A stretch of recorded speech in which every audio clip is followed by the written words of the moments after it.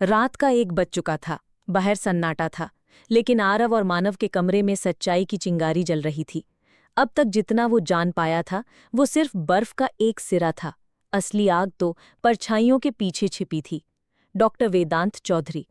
अगली सुबह आरव ने तय कर लिया, उसे अब और इंतजार नहीं करना है। उसे डॉक्टर वेदांत से मिलना ही होगा।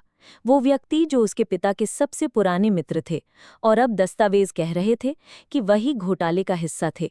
Delhi medical research institute. Vedant अभी भी वहीं काम कर रहे थे। आरव जब रिसेप्शन पर पहुंचा तो उसने अपना नाम छिपाया। मुझे डॉक्टर वेदांत से मिलना है, पुराने पारिवारिक संबंध हैं। रिसेप्शनिस्ट ने एक कार्ड पकड़ाया। 5वीं मंजिल, कैबिन नंबर 502। आरव ने गहरी सांस ली और लिफ्ट में चढ़ गया। आमना सामना। डॉक्टर वेदांत अपने चमकदार ऑफिस में बैठे थे। सफेद कोट, मृदुभाषी चेहरा, लेकिन अब आरव को उस चेहरे पर कोई भरोसा नहीं था। आरव, बेटा, तू तू जिंदा है? कहाँ था इतने दिन? आरव ने सीधे सवाल दागा। पापा की मौत एक्सीडेंट थी या मर्डर? वेदांत हक्का बक्का रह गए। ये क्या कह रहे हो तुम? और ये बायोटेक घोटाला, तुम्हारा नाम उसमें क्यों है?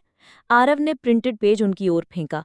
वेदांत की आंखें एक पल के लिए डर से फैल गईं, फिर वो धीरे से बोले, मैं मजबूर था आरव। तेरे पापा को सब पता चल गया था। मैंने उन्हें रोका भी था, लेकिन वो नहीं माने। मैं उस प्रोजेक्ट का सिर्फ फ्रंट था, असली दिमाग किसी और का था। किसका? आरव ने लगभग चीखते हुए पूछा। डॉक्टर वेदांत ने धीरे से कहा, विक्रम सहाय। विक्रम सहाय? आरव के लिए नाम नया था। वो एक उद्योगपति है, लेकिन असल में पूरे देश में चल रहे fake medical trials, drug smuggling और डिजिटल डॉक्यूमेंट फर्जीवाड़े के पीछे वही है। तुम्हारे पिता उसकी जानकारी तक पहुंच चुके थे और उसने उन्हें मरवा दिया। आरव के अंदर जैसे आग लग गई। और तुमने चुप रहना बेहतर समझा? हाँ, क्योंकि मेरी बेटी को उन्होंने बंधक बना लिया था। मुझे सिर्फ साइन करने को कहा गया। मैंने संध्या को सब बताया और हमने तुझे देवकुंड भेज दिया ताकि तुझे कोई नुकसान न पहुंचे। आरव कुछ नहीं बोल पाया। उसका गला सूख गया था। खतरे का साया अब पास। अभी बातचीत चल ही रही थी कि वेदांत का फोन बजा। स्क्रीन पर बस एक नाम था, वी। वेदांत कांपते हुए बोले, वो जान गया है कि तुम मुझसे मिल रहे हो। भागो आरव, अभी। आरव दौड़ा और जब वो बाहर निकला तो सामने 2 लोग खड़े थे, वही जो रागिनी के घर के पास थे।